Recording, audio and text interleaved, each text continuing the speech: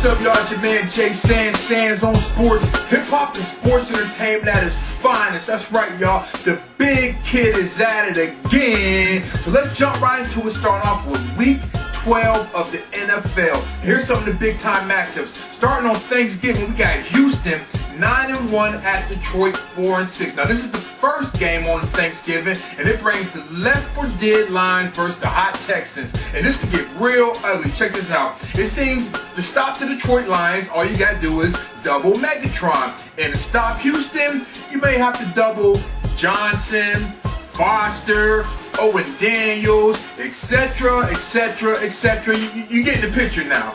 And then we got Washington 4-6 at Dallas 5-5. Another game on Thanksgiving, an NFC East rivalry. And check it out.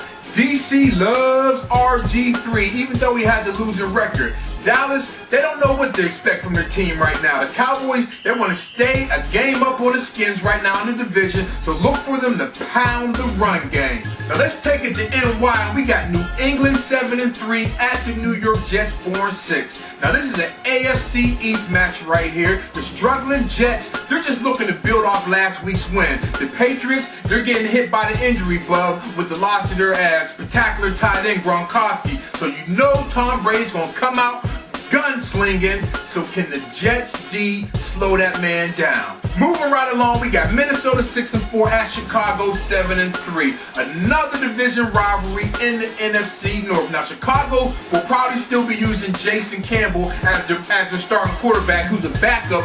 Hopefully he's healthy. He was getting a hammer against the 49ers on Monday Night Football, and he's going against the juggernaut Vikings right now, who are fighting for a playoff life. Now we all know Adrian P is going to be getting the rock, tick-tock around the clock, getting his share of work. But check it out, that boy Jared Allen and them boys on the defense got to put in work too against the weak O-line of the Chicago Bears. Then we got Pittsburgh 6-4 at Cleveland 2-8. Now this is an AFC North one-sided rivalry, but who's going to play quarterback for the Steelers? Word on the street, it's going to be Charlie Batch. And check this out, I'll take Charlie Batch over the 28-year-old rookie starting quarterback Brandon Whedon for the Browns. With all that being said, this is a must-win game for the Steelers. Next, we got Buffalo 4-6 at Indy 6-4. And what do you know? Rookie quarterback Andrew Luck is doing the damn thing, keeping his team in the playoff mix, playing way beyond his years right now. So I expect them to open it up against the Buffalo Bills. Now Buffalo, they had a win last week, and they want to stay on the winning path basically. So they got to give the ball to Spiller Killer and that boy Jackson, and they'll be on the right course. Then we got Atlanta 9-1 at Tampa Bay 6-4. Now this is a big game in the NFC South. The Falcons are basically running away with the division, and the Bucks, they're looking to try to claim one of these wild card spots in the NFC. So this is a big game for both of them. Matty Ryan, he threw 5 picks last week, but guess what? They still won. That's how tough the Falcons are this year. Moving right along, we got Baltimore 8-2 at San Diego 4-6. Now, I can't recall in my lifetime a team that's so up and so down like the Chargers. Just when you count them in, you gotta count them out because they just lost to the Buccaneers last week. Now Baltimore, they're kind of hurt, they're kind of nicked up, and they're playing through it, and they're going to be without Ed Reed this week, and that's kind of big too.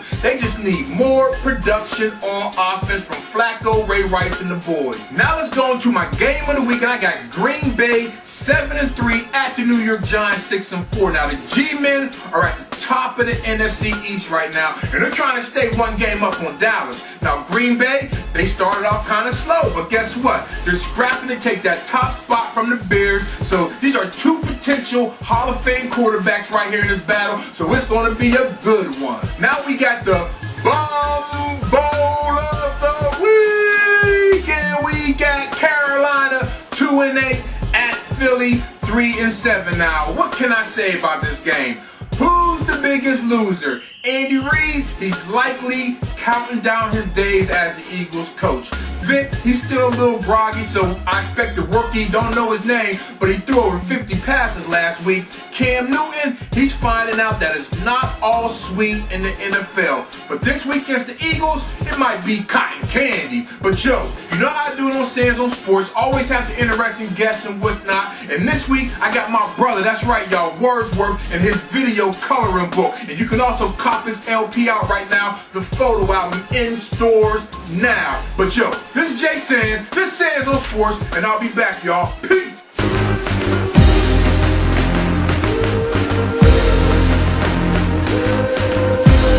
My coloring book was outside, colorful pictures with black outlines.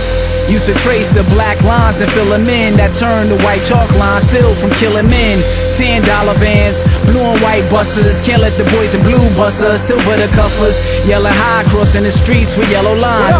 Yellow stoplights, bodegas with yellow signs. Crayons assorted, red and black Jordans. Gold chains led to a lot of black coffins. Jobs in black and white paper ads, but they found brown beer in brown paper bags. Dag, my coloring book. Oh, the color.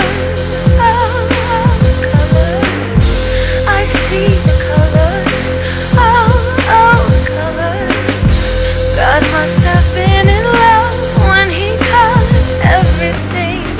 'Cause I see the love when I paint for you a dream. Oh. Hazel had pretty brown eyes, always black and blue from messing with guys. Blonde wigs, red nails, shoes red suede, red lipstick, hood rich, coach bag beige, cracks with red tops, Benz burgundy, green dumpsters with black masks from burglaries, a lot of green grass, put in weed bags to get a white picket fence, a lot of green cash. The cops couldn't take my crayons, brown stoop steps and playgrounds I played on, silver swings and slides, blue seesaws, gray backboards, orange rims playing b-ball. My coloring book. Oh, the color.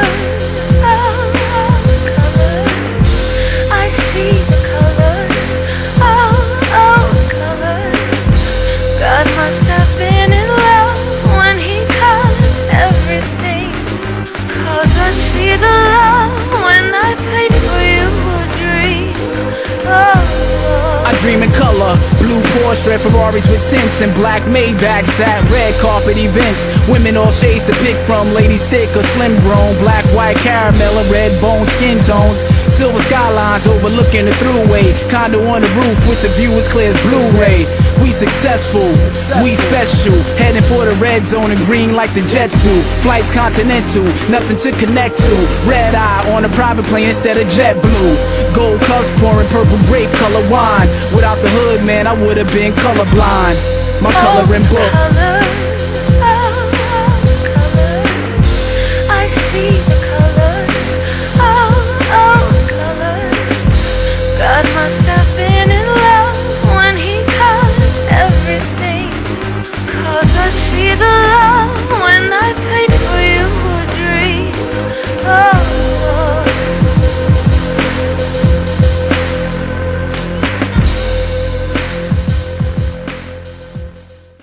My man Wordsworth, love the album, love the video, baby, salute. Now let's go on to my question of the week. This from my man Rubik's from the planet Brooklyn. He said, Jay Sands, how will the next generation of Brooklynites whose family have been longtime Knicks fans view the Nets in the future?